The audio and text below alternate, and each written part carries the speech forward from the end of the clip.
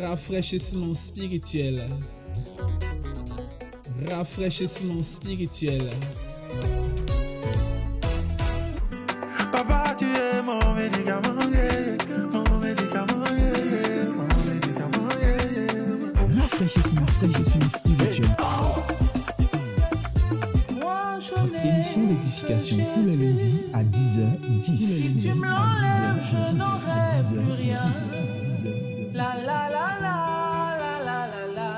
Rafraîchissement spirituel.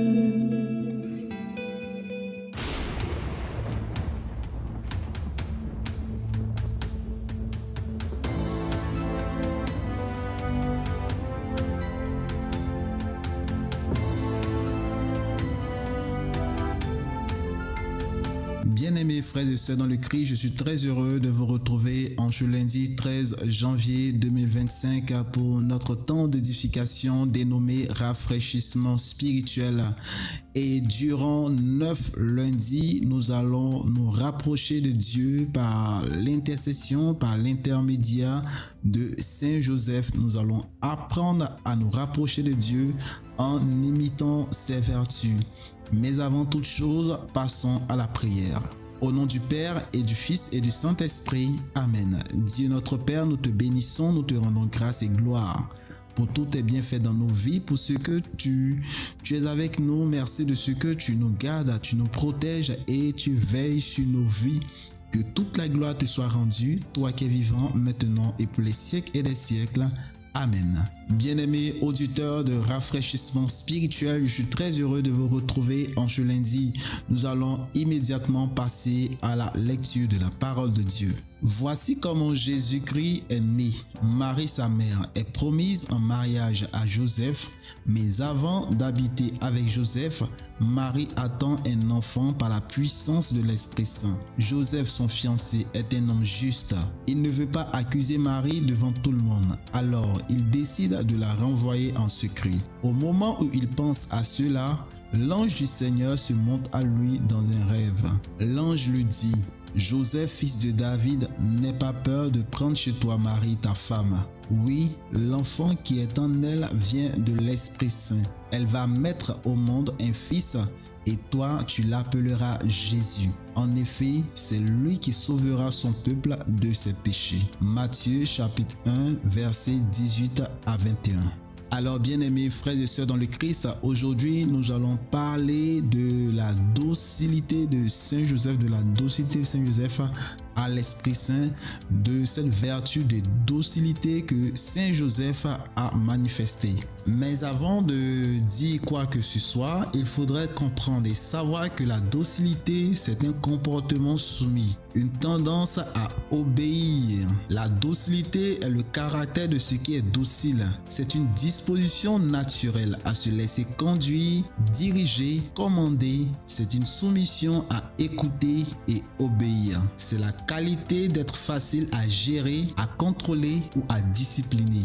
Bien-aimés frères et sœurs dans le Christ, voici quelques définitions que nous pouvons trouver de la docilité. Mais ici, nous allons aller encore plus loin parce qu'il s'agit de la docilité à l'Esprit Saint. Et notre modèle ici, c'est Saint Joseph qui nous montre comment être docile, qui nous montre sa docilité à l'Esprit de Dieu face à certaines situations, face à certains événements. Et le premier événement qui va se produire dans la vie de Saint Joseph, c'est le fait que sa fiancée Marie était enceinte. Et lorsque Joseph, qui veut dire celui qui ajoutera, lorsque Joseph a su que Marie portait une grossesse, la Bible nous dit qu'il voulait la répudier secrètement. Mais c'est alors que l'ange du Seigneur lui apparaît pour lui dire que la grossesse que porte Marie est le fait de l'Esprit Saint.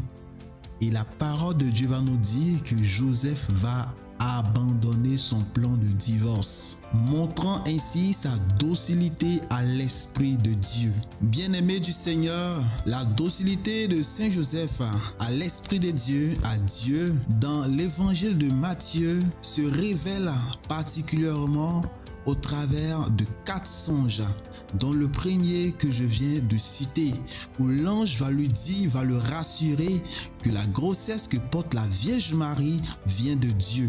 Dans le deuxième songe, l'ange du Seigneur va apparaître à Saint Joseph pour lui dire de quitter la région dans laquelle il se trouve et de fuir pour aller en Égypte et d'y rester jusqu'à ce que lui-même l'ange puisse l'avertir. Bien-aimé du Seigneur, lorsque l'ange vient donner ce message à Joseph, il ne lui donne pas transport. Lorsqu'il lui dit va en Égypte et reste là-bas jusqu'à ce que je t'avertisse, il ne lui donne pas l'argent pour louer maison en Égypte. Parce que là, le message de l'ange voudrait clairement dire à Joseph qu'il était obligé d'abandonner son travail, d'abandonner sa maison. Peut-être qu'il avait déjà construit sa maison. Peut-être qu'il avait déjà son entreprise sûrement. Parce que Joseph est un homme travailleur. Bien-aimé dans le Seigneur, le travail de charpentier que faisait Joseph était un travail qui était respecté, était un travail où cette main d'œuvre là était recherchée. Ça veut dire que Joseph ne chômait pas. Peut-être qu'il n'était pas millionnaire ou milliardaire, mais Joseph n'était pas aussi démuni. Mais lorsque l'ange lui demande d'abandonner tout cela et de partir, là il se trouve dans une situation véritablement contraignante. Pour un enfant qui n'est même pas de lui, quitter mon travail, quitter ma maison, quitter ma situation pour aller dans un pays, pour devenir étranger, bien-aimé du Seigneur, cela relève de la docilité à l'Esprit de Dieu. Ainsi, Saint Joseph nous montre que celui qui veut expérimenter la docilité à l'Esprit de Dieu est obligé de sortir du confort, est obligé de sortir de sa zone de confort, de sa zone où cette personne est à l'aise.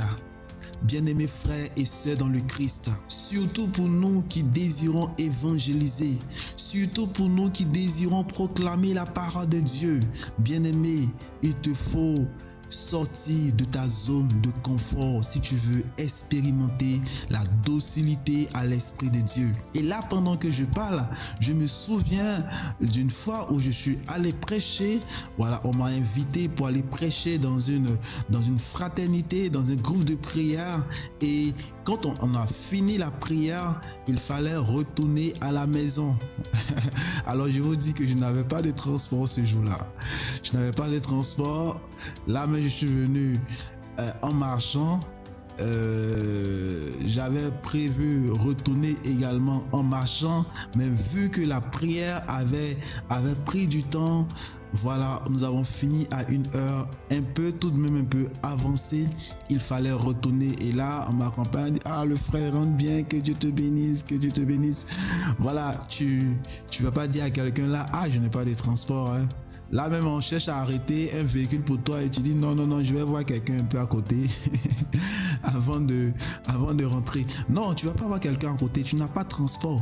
J'ai marché et surtout la voie que je devais emprunter était une voie dangereuse.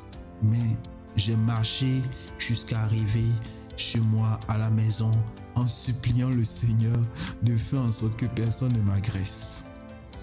Bien-aimé dans le Seigneur, lorsqu'on m'a réinvité pour aller prêcher, là j'ai tout fait pour avoir mon transport aller et retour sur moi, tout en acceptant d'aller prêcher la parole de Dieu.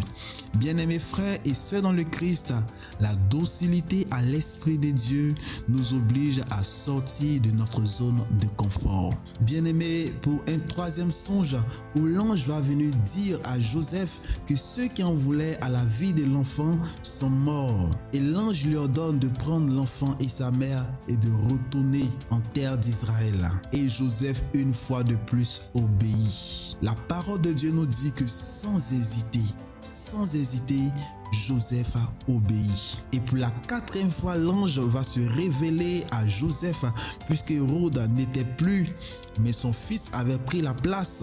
L'ange va demander à Joseph d'aller plutôt, de se retirer plutôt dans la région de Galilée et Joseph va aller habiter dans la ville de Nazareth. Bien-aimés frères, bien-aimées sœurs dans le Christ, dans la docilité, il y a une chose essentielle, une chose primordiale, c'est de savoir est-ce que l'instruction que je reçois, est-ce que le message que je reçois, est-ce que le songe que je reçois, est-ce que la vision que je reçois vient de Dieu. Alors, lorsque ce discernement est fait, en principe, il faut être docile, c'est-à-dire il faut obéir.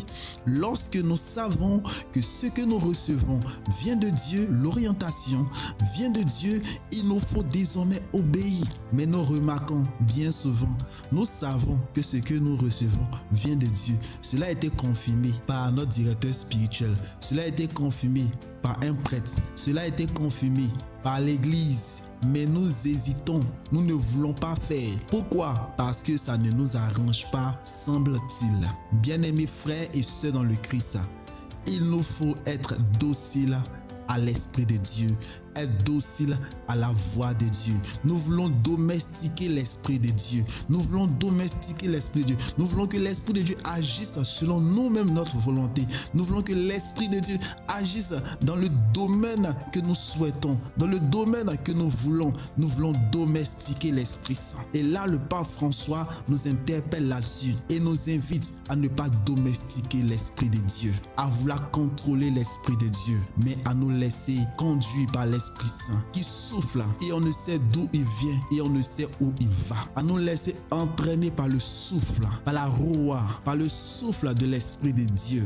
Comme Pierre sur le mont Tabor, nous voulons être à l'aise. Nous voulons rester là.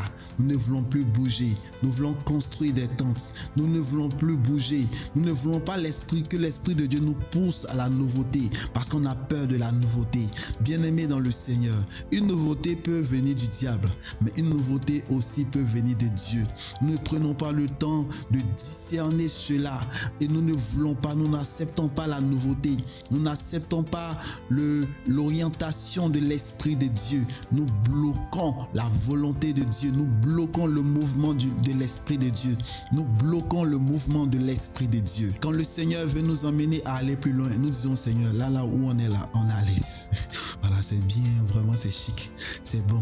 Non, frères et sœurs, nous ne sommes pas appelés à faire ce qui est chic.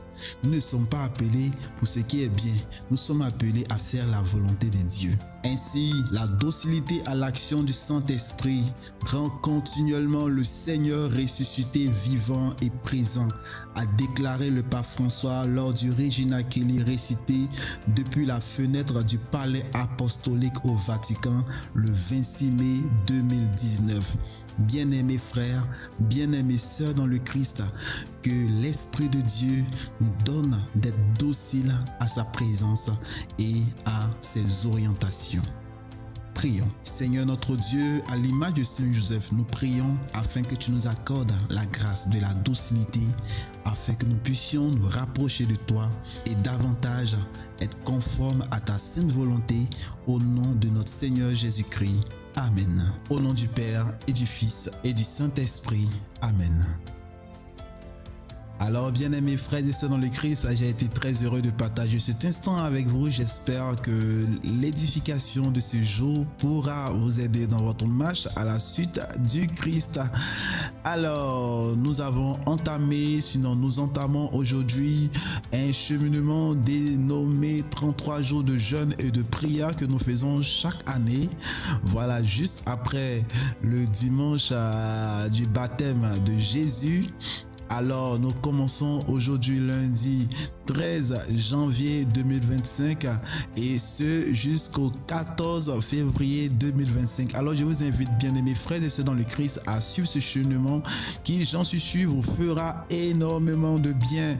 Oui, le Seigneur nous visitera. Nous commençons aujourd'hui par le chapelet de la divine miséricorde à l'heure. Voilà, chacun fait à l'heure qui vraiment l'arrange selon ses selon son emploi du temps. Voilà, une heure n'est pas imposée, peu importe l'exercice, il n'y a pas d'heure imposée.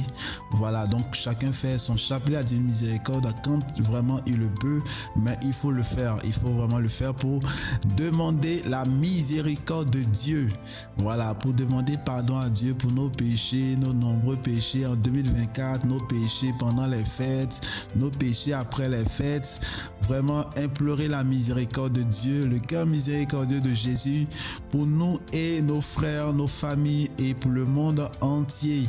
Et après, nous allons passer à la neuvaine à Saint-Michel-Archange pour demander l'intercession des saints anges, de nos anges gardiens, des saints archanges et des anges, leur présence auprès de nous, leur intercession. Et ainsi de suite, nous aurons les informations encore plus détaillées au fur et à mesure que nous allons avancer. Alors, je vous invite vraiment à faire cet exercice. Il y a également un temps de jeûne qui accompagne cet exercice et j'invite chacun à faire des efforts. Voilà, chacun voit s'il peut jeûner 1 jour, 2 jours, 3 jours, selon ses possibilités, mais surtout aussi selon son état. Voilà, c'est vraiment important. Alors, demain, nous aurons notre temps d'enseignement intérieur, d'enseignement sur la vie intérieure dénommé Epectasis. Tous les mardis à partir de 18h30 à notre fondation ici à Korogo. Je ne cesse de le dire, nous émettons depuis Korogo, une très belle ville que je vous invite à venir visiter. Nous serons très heureux de vous recevoir ici à Korogo. Alors, je vous invite, bien-aimés frères et sœurs dans le Christ, à demeurer dans la présence de Dieu, persévérer dans la prière. Le Dieu que nous prions est fidèle, sainte, joyeuse et merveilleuse année jubilaire dédiée à l'espérance. Que Dieu vous bénisse. Passez une excellente journée dans le nom de notre Seigneur Jésus-Christ. Portez-vous bien chez vous.